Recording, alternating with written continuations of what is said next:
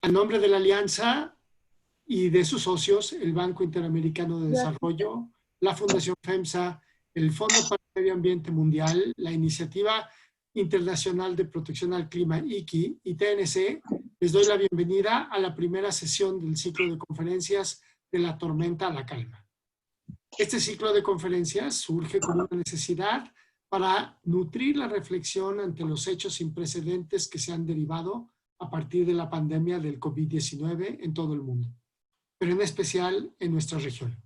Fieles al objetivo de la Alianza de contribuir a la seguridad hídrica de América Latina y el Caribe a través de la creación y fortalecimiento de fondos de agua, nos parece que es fundamental reflexionar sobre el papel del agua y de los fondos de agua hacia la nueva realidad que enfrenta América Latina durante y post la pandemia.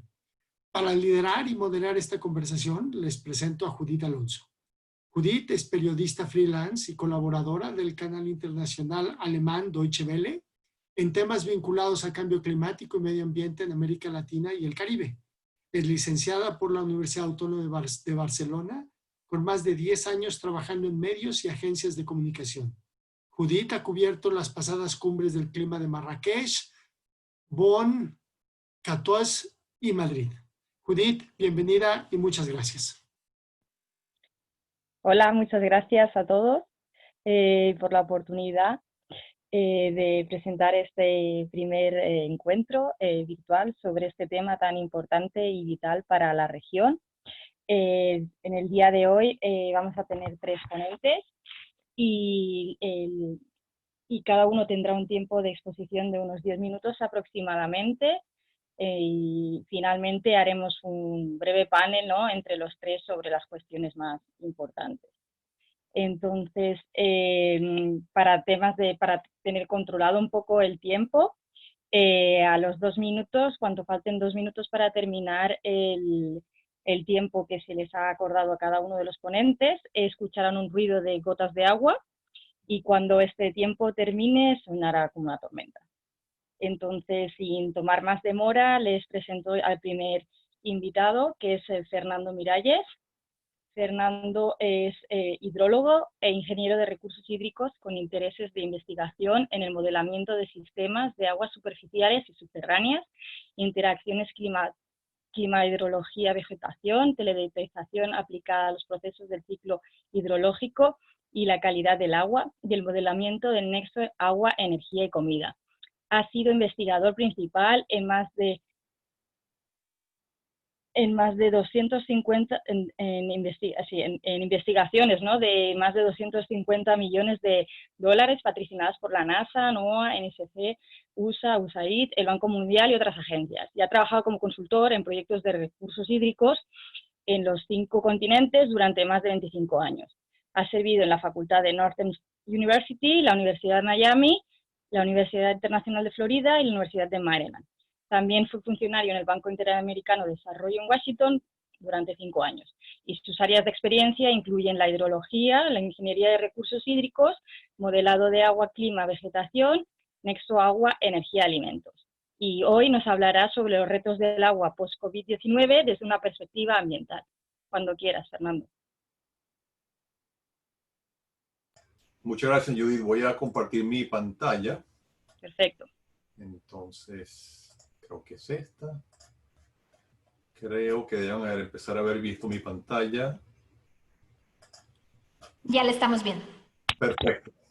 Bueno, buenas tardes tengan todos. Muy agradecidos a los colegas que nos han invitado a dar esta serie de charlas. Les voy a hablar brevemente sobre el periodo post-COVID-19, si es que ese periodo ha llegado todavía, lo cual en realidad no ha llegado y no sabemos cuándo va a llegar, pero algunos de los retos del agua que podemos ver para ese periodo. Les voy a hablar un poquito de la relación de cómo se transmite el COVID-19 en relación al agua, y creo que ese es un aspecto extremadamente importante, porque hemos visto que hay una clara relación entre el ciclo hidrológico y cómo se mueve y cómo se puede transferir el virus, ¿no? Mi nombre es Fernando Miralles y yo soy científico líder en The Nature Conservancy. Estos son datos que les quiero mostrar. Si ustedes recuerdan, el virus empezó en Oriente, en la provincia de Wuhan, en China. Y más o menos ya a principios de marzo se había propagado digamos, a otros lugares de China y Asia, pero particularmente al continente europeo y particularmente en Italia y España. Yo me interesé mucho cuando empecé a ver la latitud y la ubicación de los brotes de COVID, porque en realidad se situaba en una franja bastante estrecha, que después, cuando analizamos los datos, y les voy a mostrar, tiene lo que llamamos como un punto óptimo de temperatura para transmitirse, que está más o menos ubicado entre los 5 grados y los 11 grados Celsius, y un rango de humedad más o menos rango de humedad relativo entre el 40 y el 70%. Es decir, esto es un virus que le gusta el frío y no le gusta el calor extremo, no le gusta el calor extremo y no le gusta la humedad extrema tampoco, ni muy seco ni muy húmedo, sino en el medio. Una de las preguntas muy sencillas es por qué, por ejemplo, por qué en China no hubo casos del virus hacia el sur.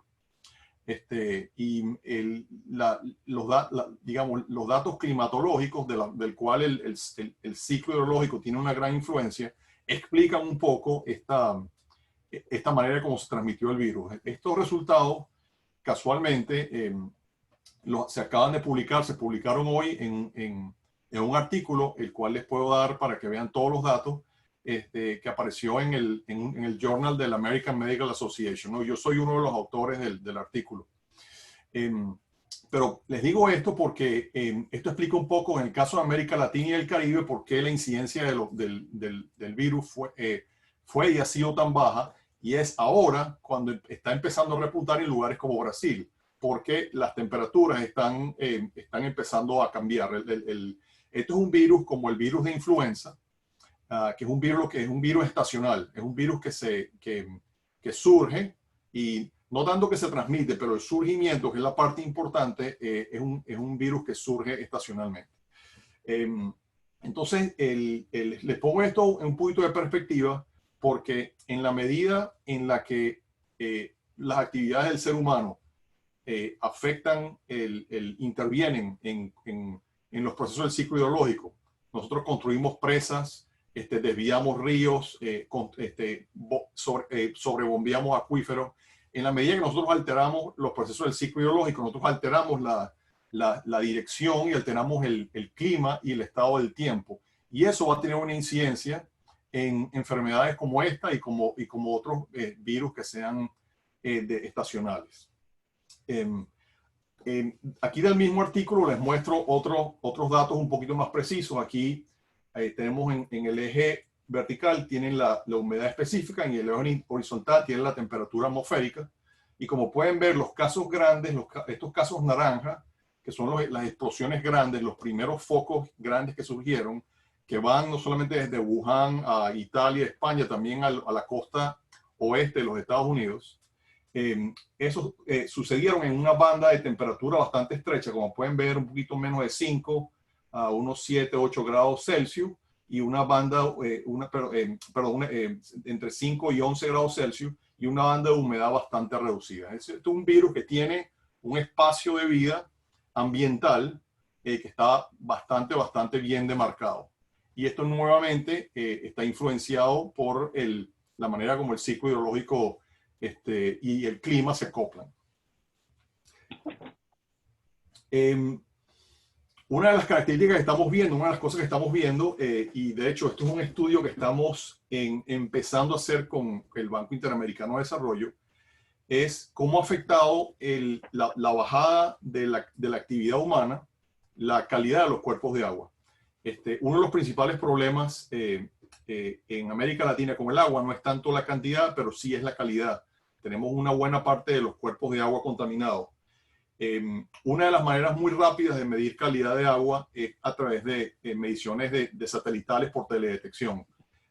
Aquí hay un ejemplo que hicimos recientemente en un embalse en Uruguay, el embalse de la Laguna del Sauce, que queda básicamente en la costa sur de Uruguay, cerca de la ciudad de Montevideo. y abastece de agua a una buena cantidad de población. Aquí hicimos un estudio experimental de cómo medir calidad de agua utilizando simplemente datos satelitales. Lo interesante de utilizar datos satelitales es que los datos satelitales, primero, como ha habido satélites circulando la Tierra desde hace décadas, tenemos una base de datos cautiva que no hemos explotado, que podemos bajar los datos satelitales que son, por lo general, tienden a ser gratuitos y se pueden explotar para obtener la calidad de agua. En este caso, aquí tienen dos mosaicos de datos satelitales que cubren el embalse. Esta es básicamente la ubicación del embalse, aquí está. Y lo que les quería mostrar brevemente son los resultados. Uno puede hacer mapas bastante alta resolución, unos 10 metros de resolución espacial y resolución temporal de unos pocos días. Entonces uno puede tener una historia de la calidad de agua. Aquí al lado izquierdo tienen la clorofila. La clorofila es una medida de eutrofización, lo que nos dice un poco de la cantidad de nutrientes y algas que hay en el embalse. Y la turbidez nos da un poco de idea de los sedimentos suspendidos en la columna de agua. Entonces, teniendo estos dos, y estas son mediciones directas que pueden hacer los satélites, ahora imagínense podemos utilizar los datos satelitales para ver cómo estaban los embalses antes de COVID y cómo van a estar después de COVID y cómo van a seguir estando. Entonces, esto nos puede dar una muy buena idea de la influencia de la disminución de la actividad humana durante esta época de COVID y ver si en algunos embalses mejora la calidad de agua o no. Entonces, esto es un estudio que vamos a empezar, esto es un ejemplo, pero es un estudio más grande que vamos a empezar a hacer con el Banco Interamericano de Desarrollo para cubrir quizás unos 20 embalses a lo largo de la región de América Latina y el Caribe. Entonces, otros retos que se pueden investigar, bueno, obviamente la cantidad de agua, cómo han sido impactados los caudales y los niveles de agua subterránea nuevamente por la disminución de la actividad humana. La calidad de agua, como les venía explicando, cómo han sido afectadas las variables hidrometeorológicas y climáticas a raíz de estos cambios. Creo que el COVID y la situación de la pandemia nos pueden ayudar a conseguir nuevas maneras más ágiles de hacer mediciones. Teledetección es un ejemplo, pero pueden haber otras. Y también construir modelos de simulación de escenarios para entender qué condiciones cuáles son los futuros posibles después del COVID, ¿no? Después que salgamos de esto, cuáles son las estrategias de crecimiento a seguir y cómo van a impactar eso al sector de agua. Entonces, bueno, con eso termino. Quería ser breve porque quiero darle más espacio a la parte interactiva y muy agradecido nuevamente por la invitación. Gracias. Perfecto, Fernando, muchas gracias porque te has ceñido verdaderamente al tiempo y luego tendremos tiempo para conversar y dialogar sobre este tema tan importante, ¿no? que es la calidad del agua en América Latina, como bien decías. Ahora pasamos a la segunda experta que tenemos en el día de hoy. Se trata de Sara Kamaji. Espero que lo he pronunciado bien. Ella es directora de Políticas y Relaciones Gubernamentales para América Latina de The Natural Conservancy y Sara es economista ambiental con más de 25 años de experiencia trabajando en desarrollo económico en América Latina, África y Asia. Es la directora de Políticas y Relaciones Gubernamentales para América Latina de Natural Conservancy, que acabamos de decir, y tiene un doctorado en Economía Ambiental del Instituto de Estudios Sociales de La Haya y una maestría en Economía de la London School of Economics and Political Science. Ha trabajado con y para varias organizaciones internacionales y multilaterales, incluidos el Instituto Internacional para el Medio Ambiente y el Desarrollo, Women's Edge, la Comisión Económica para América Latina y el Caribe, la Organización Internacional del Trabajo, el Centro Internacional de Investigación de la Mujer, sobre la mujer, y ONU Mujeres. Ha escrito artículos de investigación académica y política sobre género, comercio, pobreza, mercados laborales, migración y medio ambiente. Y hoy nos hablará sobre los dilemas sociales del COVID-19 hacia una nueva normalidad para América Latina. Cuando quieras, Sara. Muchísimas gracias y qué placer poder compartir. Ahora voy a tratar de compartir mi pantalla. Díganme si lo ven bien y voy a ponerlo en slideshow. Sí, estamos bien. Perfecto, súper. Entonces yo voy a hablar brevemente del impacto desde la perspectiva de las políticas que se puede tratar de diseñar para responder a la crisis, a la pandemia, y particularmente cómo acoplarnos con el discurso que hay actualmente sobre una reactivación verde. Entonces, para darles un bosquejo de la presentación, voy a hablar brevemente del COVID en América Latina, y particularmente la cuarentena y las restricciones de movilidad humana. Estos han tenido impactos enormes económicos y también han habido impactos debido a una recesión en el cual estamos entrando ahora. ¿Y cuáles son las implicaciones debido a eso para programas ambientales y particularmente para el sector de agua? Entonces, lastimosamente hemos visto, voy a hacer eso, lastimosamente hemos visto un impacto significativo en términos de mortalidad y morbilidad en América Latina. Y supongo que todos están al tanto y están viendo el incremento en casos y también el impacto en diferentes países, cómo ha ido transversando todo América Latina. Quisiera hablar un poco del impacto de estas restricciones de movilidad humana y de la cuarentena en términos económicos, pero también en términos de las implicaciones para las políticas. Hicimos un análisis utilizando, es una fuente de datos de la Universidad de Oxford, que está tratando de sumar todas las restricciones de movilidad humana. Y lo interesante es que suman, por ejemplo, cierres de escuelas, negocios, cierres de fronteras, cuarentenas, toque de queda, y tienen una base de datos comparativo donde hay un índice de 0 a 100 que mide la estringencia de las reacciones de cada país y de cada gobierno. Y como puede imaginar, por un lado responde al número de casos, pero también lo interesante es cuando utilizamos estos datos para hacer regresiones, para determinar cuáles son las políticas que pueden aliviar el impacto en términos de estringencia o agudizar la estringencia.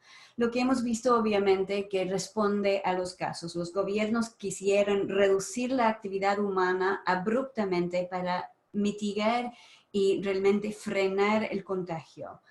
Entonces sube con más casos. Pero también lo interesante es cuando hacemos el análisis a nivel global, con mayor gasto en salud pueden tener menos estringencia porque el sistema en sí no va a estar completamente agobiado por los casos de contagio. También lo interesante es con la protección social, tú puedes comprar mayor estringencia. Entonces, separando gastos de salud de la protección social, de las transferencias sociales, con mayores transferencias sociales tienen mayor posibilidad de mantener a la gente en cuarentena. Y si no, realmente vas a tener violaciones de los mandatos por las necesidades, los imperativos a generar ingresos y las necesidades de los medios de vida de la gente que depende de sus trabajos informales y diarios. También hemos visto con mayor cobertura digital, tienes la posibilidad de tener más estringencia. Todo eso estaba controlando para el PIB y otros factores regionales que puede haber influido un poco las decisiones de estringencia. Y eso también resalta esta severidad en términos de si tienes mayor protección social, puedes comprar más severidad. Y si tienes mejor sistemas de salud, puedes reducir esta severidad.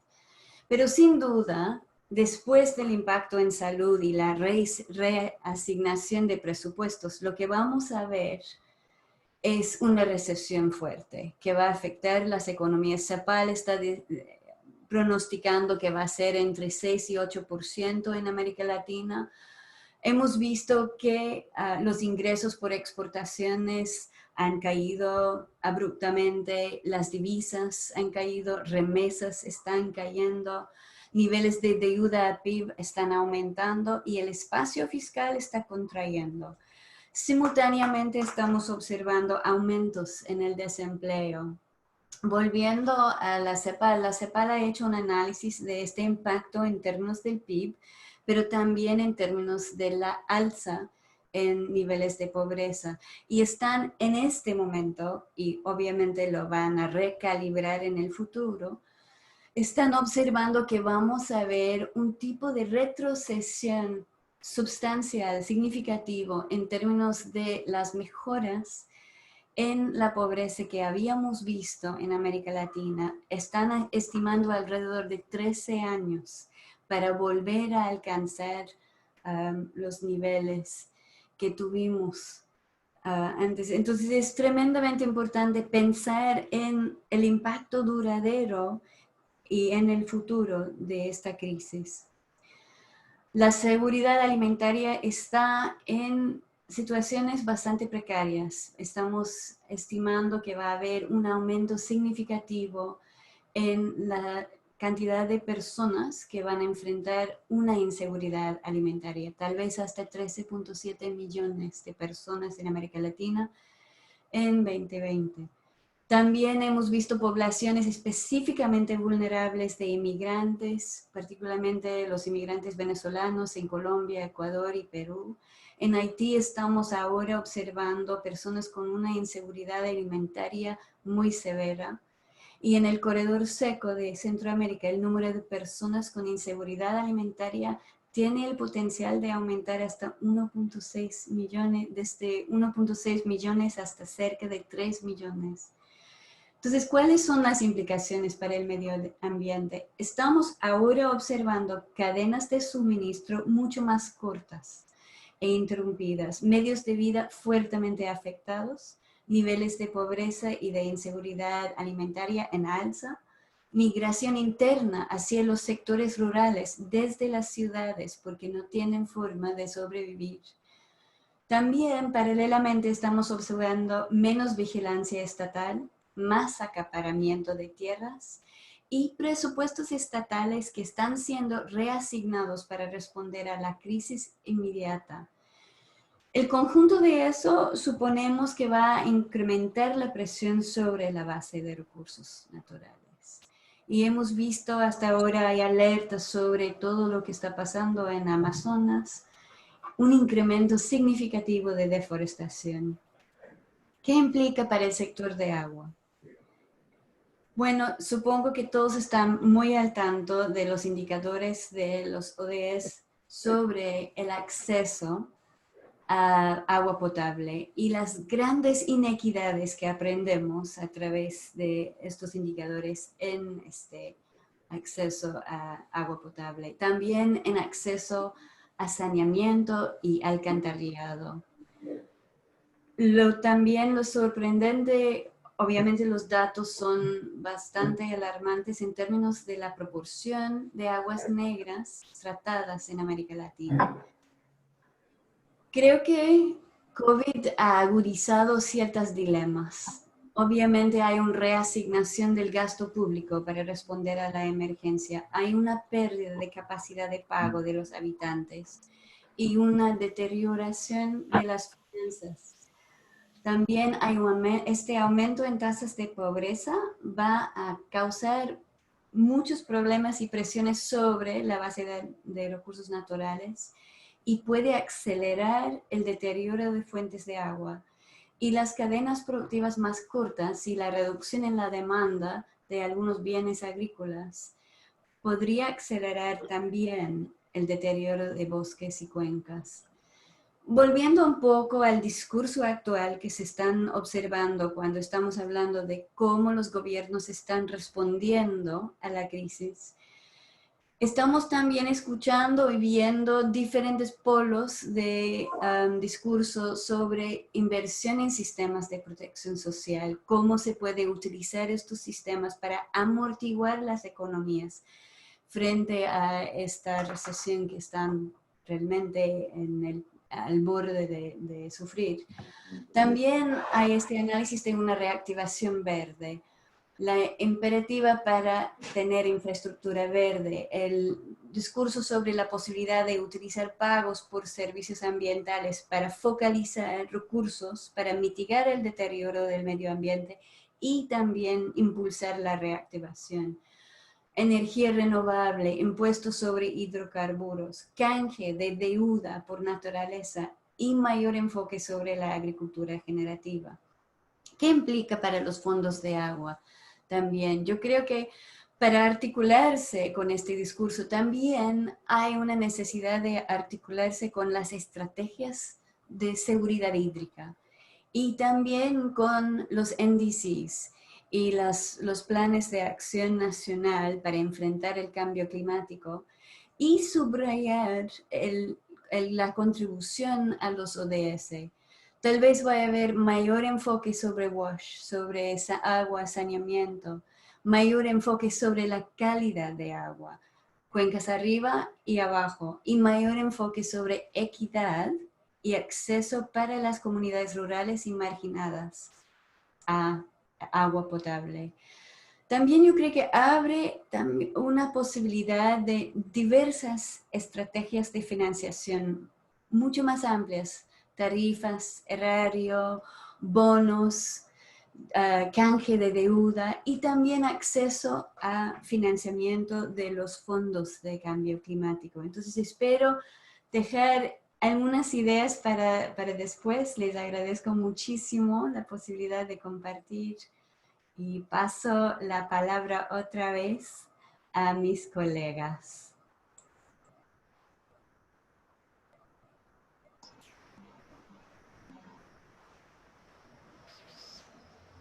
Muchas gracias, Sara, por tu intervención. Ha sido muy interesante conocer un poco más, ¿no?, la realidad social que conlleva toda esta problemática, ¿no?, de la pandemia, de esta crisis sanitaria que está viviendo el mundo y que ahora, después de azotar Europa, pues el continente americano está sufriendo todas las consecuencias, ¿no?, de esta crisis sanitaria. Entonces, muchas gracias por tu intervención. No sé si por parte de los participantes en este webinar tienen algunas preguntas tanto para Sara como para Fernando, que no duden en hacérnoslas llegar por chat para que luego las podamos integrar en el debate final después de que hablemos con Sergio.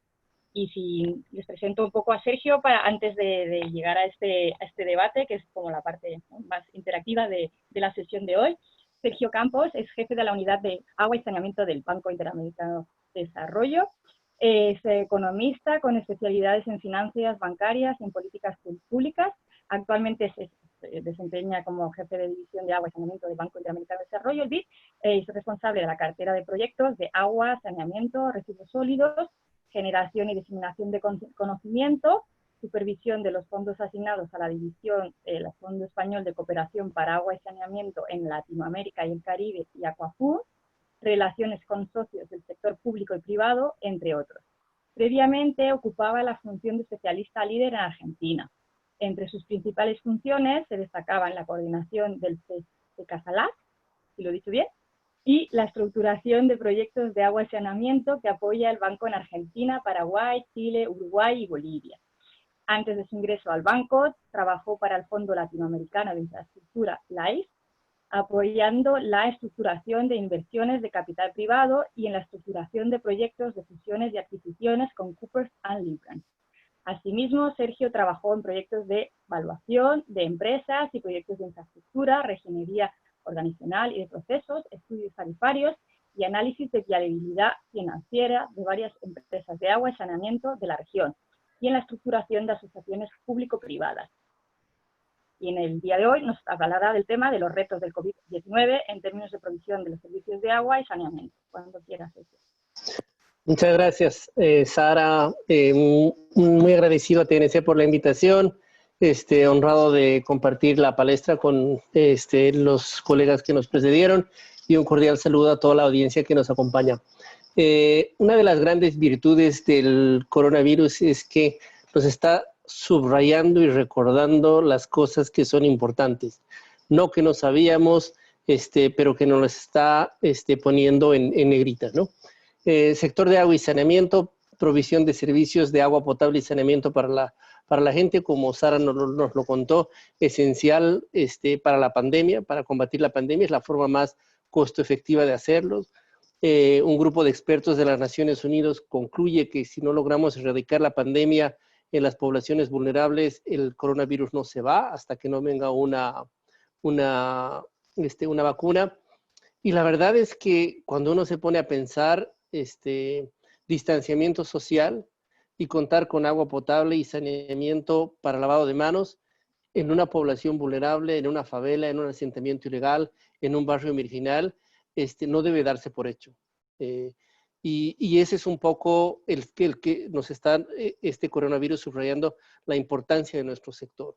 No todos tienen agua y saneamiento, no todos tienen el lujo de tener jabón, no todos tienen el lujo de poder hacer el distanciamiento social. Pero esto va más allá de la población. El sector de agua y saneamiento es un sector que no conoce de cuarentenas, ha sido decretado mundialmente exento de cuarentena. Es decir, mientras nosotros le decimos a la gente, por favor, quédense en su casa, no salgan, a los operadores de agua y saneamiento les estamos diciendo, ¿saben qué? Ustedes se presentan mañana a las 8 porque las plantas de tratamiento de agua potable y las plantas de tratamiento de aguas residuales no pueden dejar de funcionar, ¿no? Y nos encontramos con un sector en el cual, en Latinoamérica en particular, y peor en otros lugares en vías de desarrollo, no estaba preparado. Es decir, el coronavirus nos agarra totalmente desprevenidos. En Latinoamérica, que tenemos agua abundante, tenemos 1/3 de los recursos de agua fresca, pero es un recurso que es abundante, pero está totalmente distribuido desigualmente. Hay 220 millones de personas, más de 1/3 de Latinoamérica, que no tiene agua segura. Esto es de acuerdo a los indicadores de desarrollo sostenible. 34 millones no tienen ni siquiera agua segura de acuerdo a las definiciones de las metas del milenio. Más de 490 millones de personas no tienen un manejo adecuado de excretas, es decir, no tienen tratamiento de aguas residuales o una gestión de las aguas residuales. Y todavía 19 millones de personas practican defecación al aire libre. Una región donde hay mucha desigualdad porque los 2 quintiles más pobres de Latinoamérica, o dentro de esos 2 quintiles, 2 quintiles más bajos, 70% de la población no tiene acceso a agua potable y 85% no tiene acceso a saneamiento, ¿no? Entonces es una región con mucha agua, pero con mucha sed, porque esa brecha de acceso todavía está muy lejos de mantenerse, ¿no?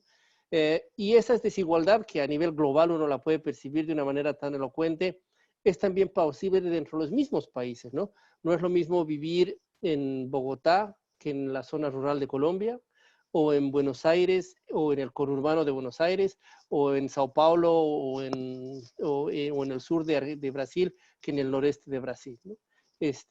Las diferencias o esta desigualdad también se ve mucho dentro de los países y trasciende aún más, porque este es un sector que es altamente vulnerable al cambio climático. Esto ya lo habíamos visto con sequías como las que afectaron a Brasil, a Sao Paulo, donde casi 22 millones de personas se quedan sin agua potable para soltar los inodoros o para lavar los platos.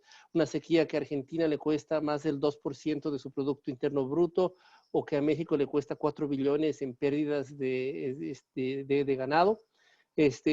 Con un gran desafío para la región de aprovechar nuestro vasto capital natural y poder pasar de lo que llamamos una infraestructura gris o una infraestructura verde, pero tal vez encontrar un balance entre lo que es la infraestructura gris y lo que es la infraestructura verde, ¿no?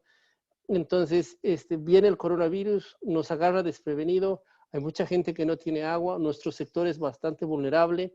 El virus va a pasar, ojalá pase antes que después. Hay mucha gente que pronostica que así como sequías, inundaciones son más frecuentes y más intensas, van a haber virus que tal vez van a venir con más frecuencia.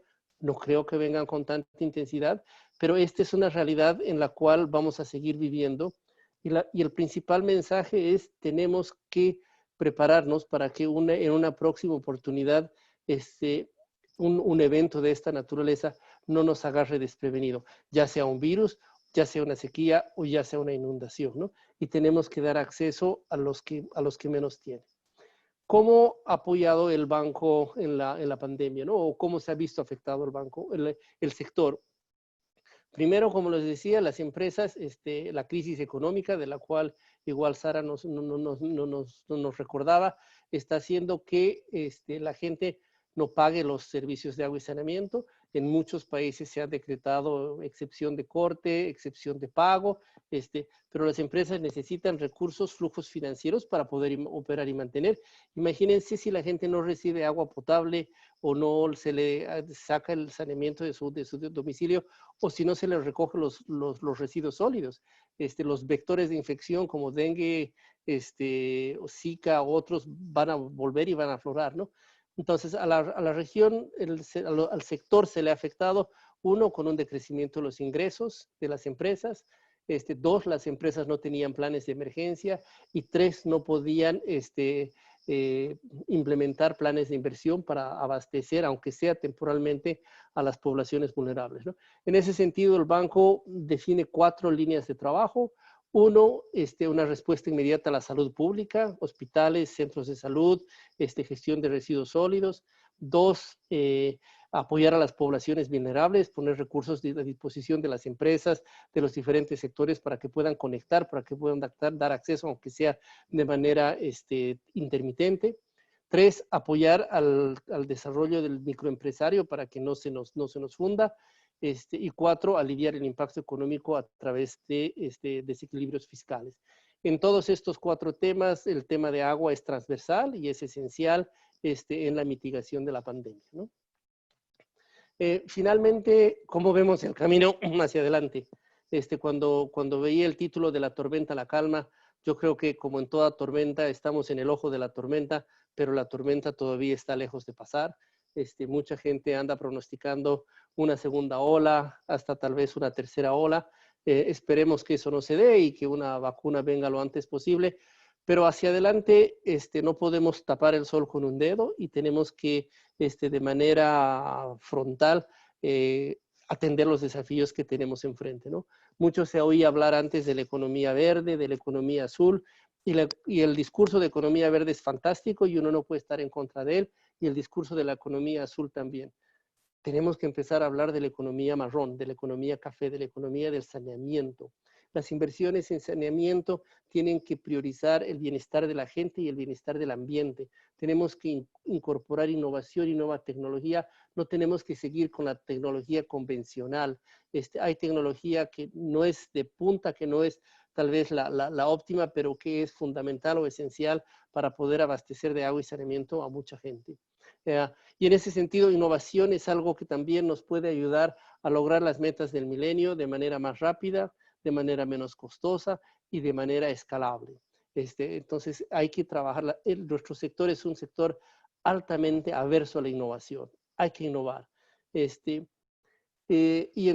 Si hay algo en común que tienen las empresas que funcionan y operan bien, porque definitivamente en nuestra región hay empresas que son muy buenas. Sabespi, la empresa de Sao Paulo, que da abastecimiento, cobertura universal prácticamente a más de 22 millones de personas, la empresa de agua y saneamiento en Argentina, las empresas en Chile, las empresas de públicas de Medellín, la empresa de Monterrey, la empresa de Quito, son empresas que han logrado hacer la tarea, que prácticamente ya están cumpliendo las metas de desarrollo sostenible. ¿Qué tienen en común? Una buena gobernanza. No es necesario mirar a otros lugares para saber qué tenemos que hacer. En nuestra región ya hay empresas y hay sectores que han avanzado de manera significativa. fortaleciendo su gobernanza corporativa, siendo más transparente, desarrollando mecanismos que permitan o que mitiguen que las malas prácticas o la corrupción aflore y siendo más transparentes con su población y con su gente, ¿no? Entonces, hacia adelante, eso es lo que nosotros vemos. Ese es el camino por el cual creemos que se debería recorrer. Y con mucho gusto estaré acá para atender preguntas y respuestas. Gracias.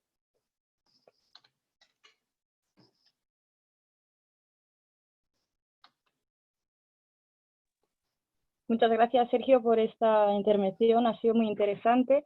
Ahora vamos al panel de debate y en ese sentido me gustaría empezar por un poco por lo que tú has comentado, ¿no? Lo que estabas comentando, del acceso al agua, ¿no? Que tiene la gente que en América Latina, que parece que todo el mundo lo tenga que tener, pero no es así. Entonces, claro, si una de las medidas para evitar los contagios es lavarse con agua y jabón, ¿cómo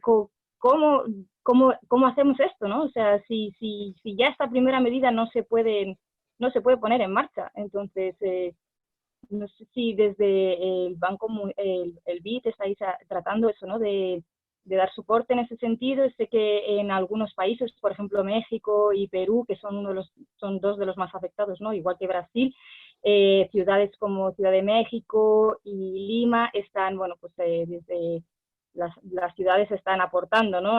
Este agua para que la gente pues evite eso, ¿no? Pues contagiarse y aplicar esta primera medida de seguridad.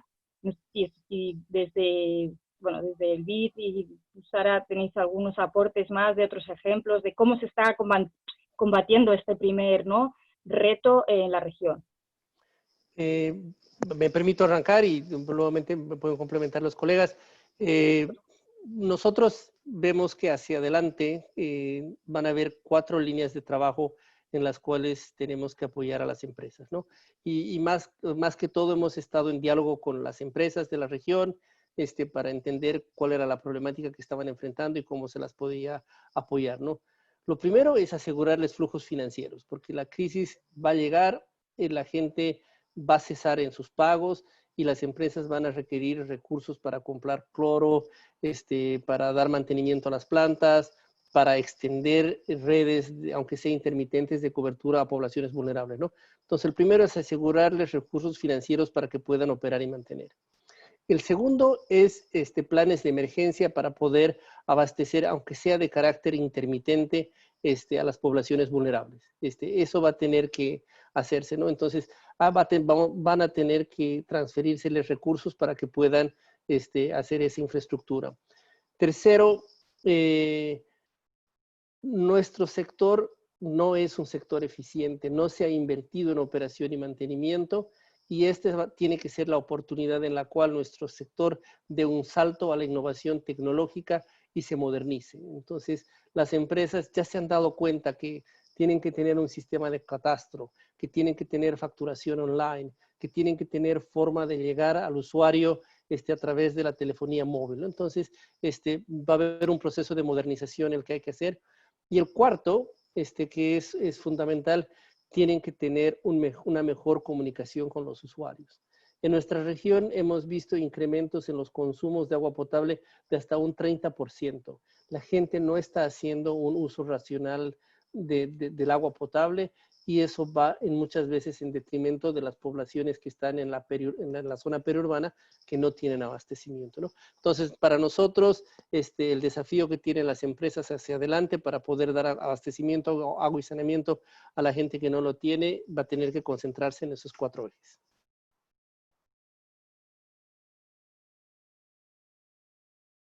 Gracias, Sergio. Cuando quieras, Sara.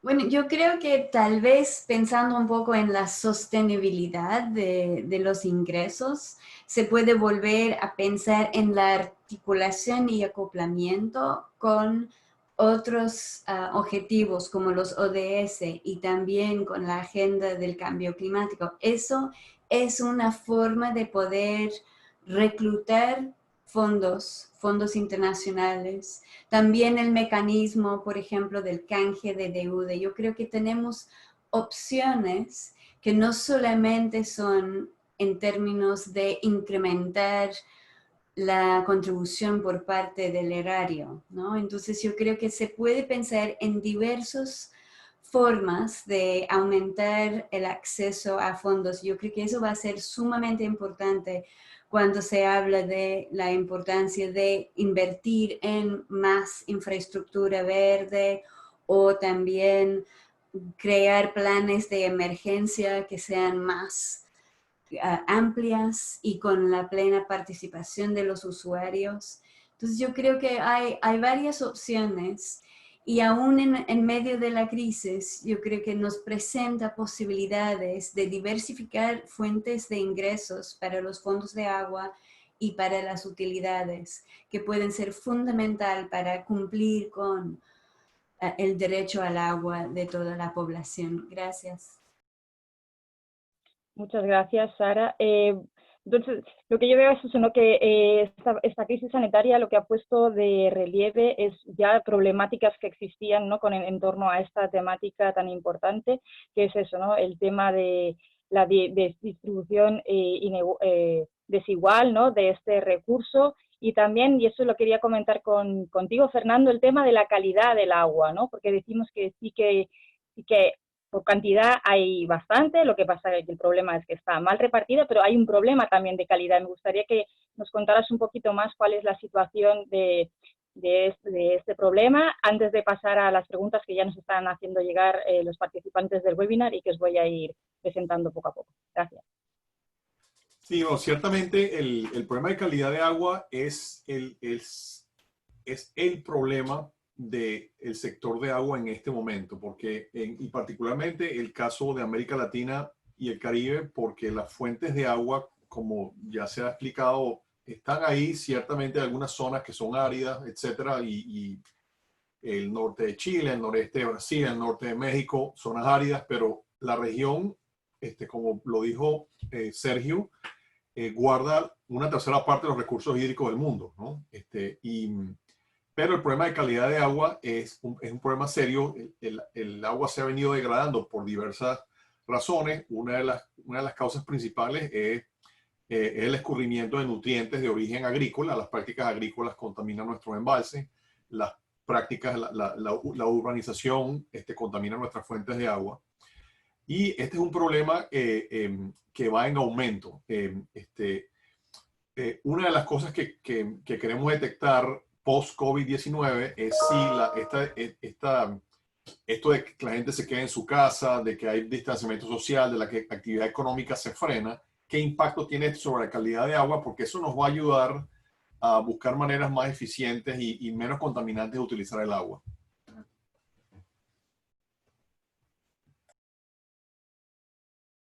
Muchas gracias, Fernando. Si os parece, ahora os empiezo a hacer llegar las preguntas de las personas que están participando en el webinar. Hay un par de preguntas para ti, Sergio.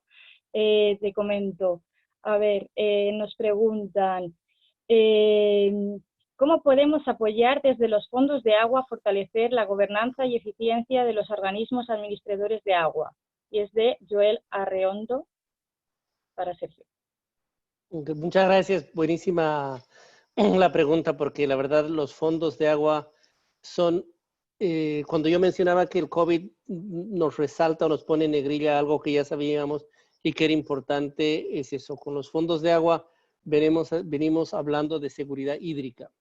Y las cuencas son ecosistemas donde conviven el sector privado, las comunidades rurales, el sector público, y son la fuente de agua potable para el consumo de nuestras poblaciones, ¿no? Entonces, los fondos de agua preservan la seguridad hídrica en las cuencas, son una fuente a través de la cual el sector público, el sector privado, las comunidades productivas tienen que ponerse de acuerdo en cuáles son los niveles de calidad, cuál es la gobernanza a través de la cual se tiene que gestionar esto, y tienen que hacerlo no a través de consensos ideológicos o políticos, sino a través de conceptos científicos, ¿no? ¿Cuáles son los cultivos que van a ser mejores? ¿Cuáles son los sistemas de tratamiento de aguas residuales que nos van a beneficiar más? Entonces, a través de los fondos de agua, que es el origen de nuestro sistema, es que se tiene que lograr modificar o ajustar la política pública para lograr una preservación de nuestros ecosistemas, ¿no? Muchas gracias, Sergio. Tenemos una pregunta también para Fernando. En la perspectiva de transmisión del COVID-19 agua, ¿se puede afirmar que el virus es más agresivo a baja temperatura y humedad debido a la calidad de agua de la región o la nación? Nos lo pregunta Kevin Castillo. Sí, el virus es más agresivo a bajas temperaturas y bajas humedades. No le gusta el calor o la humedad extrema. Claro, esto depende, obviamente esto depende de donde se esté ubicado. Pues entonces esto va a ser, en términos de la humedad, recuerde que la humedad y la temperatura varían a lo largo de las estaciones, ¿no? Entonces, esto se va a ver más pronunciado en las épocas cálidas en las regiones, perdón, en las épocas frías en las regiones, y en épocas donde hay donde la humedad baja. Bueno, eso más o menos es lo que hemos visto analizando la data.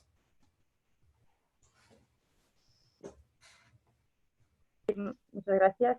Otra pregunta para Sergio sería, ¿cómo apoya el BID a los centros de investigación del agua que busca innovación en temas de agua y saneamiento? Bueno, nosotros tenemos una plataforma de gran parte de los recursos del banco van a innovación.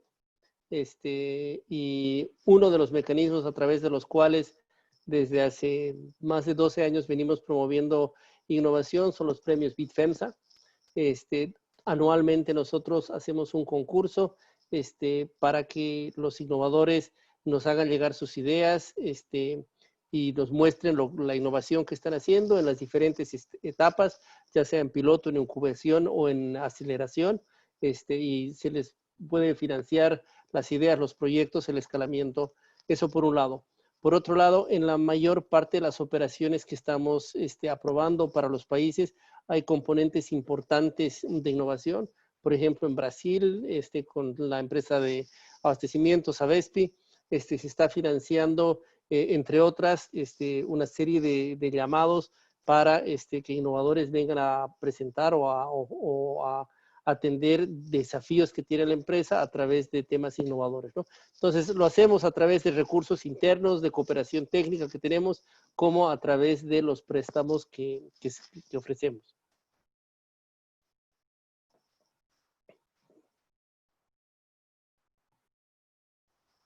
Muchas gracias. También tenemos una pregunta para Sara.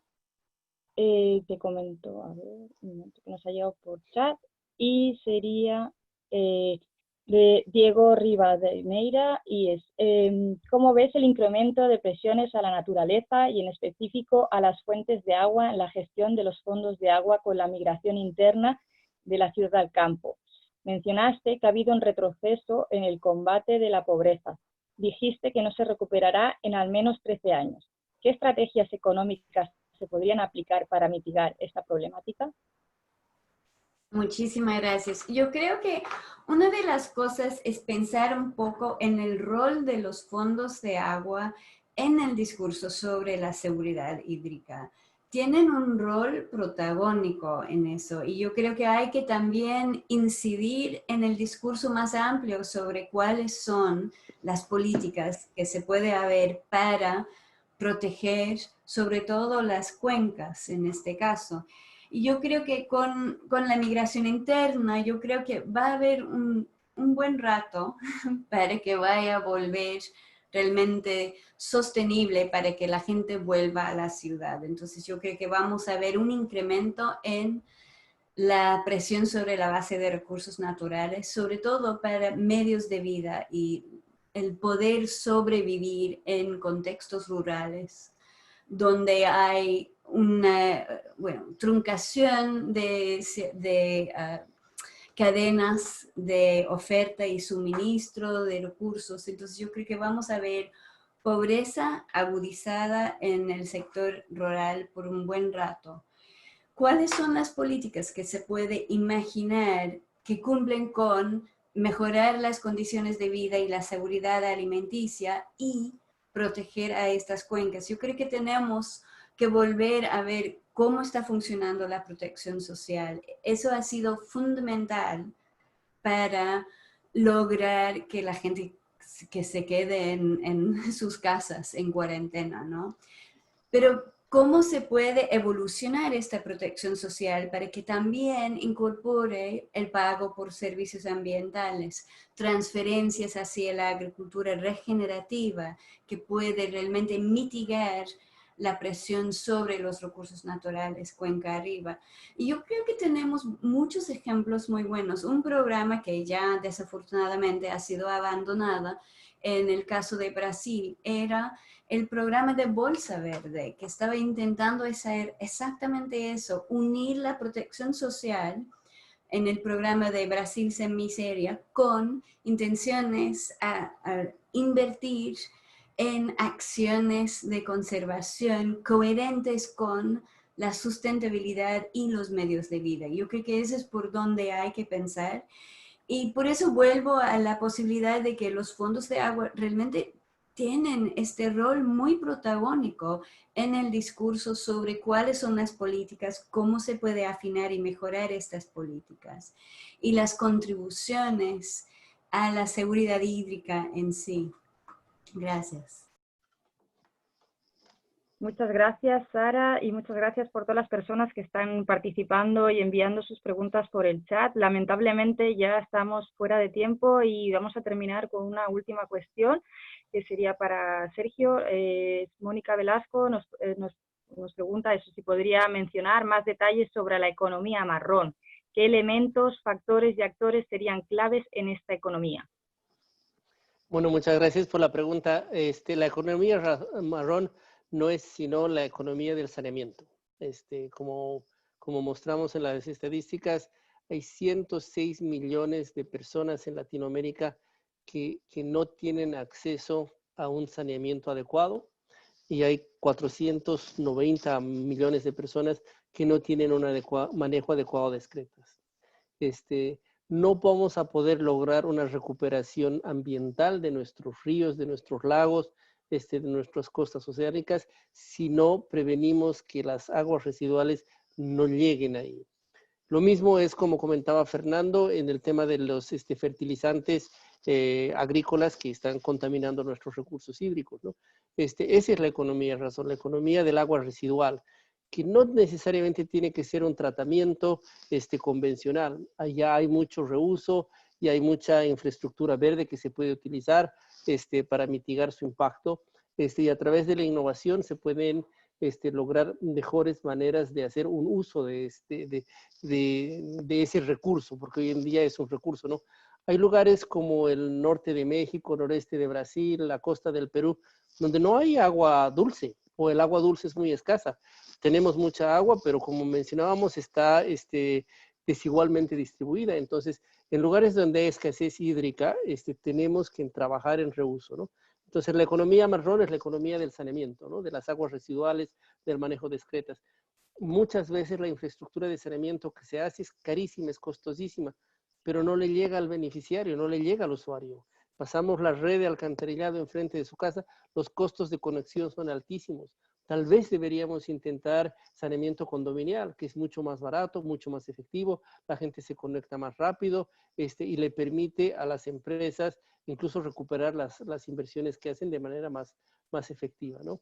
En el banco hemos desarrollado una iniciativa de saneamiento óptimo.